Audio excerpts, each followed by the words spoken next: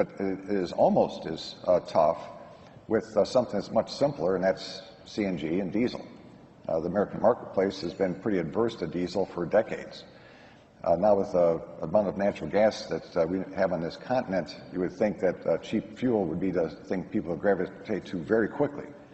It's not. And primarily it's the same issue between CNG, a little bit of diesel, a lot of electricity, and hydrogen. There's no infrastructure. Right.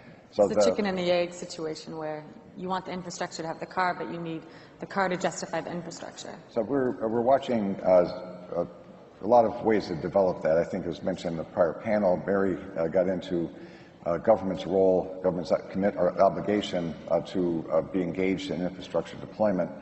That's good. That's a good thing. But government can't buy all the infrastructure. The marketplace has to pull that into the market. Our experience recently in looking at natural gas has been actually, we're trying to restrain ourselves, but it's a little bit exciting. We have a marketplace now that is moving beyond government support and deploying natural gas stations.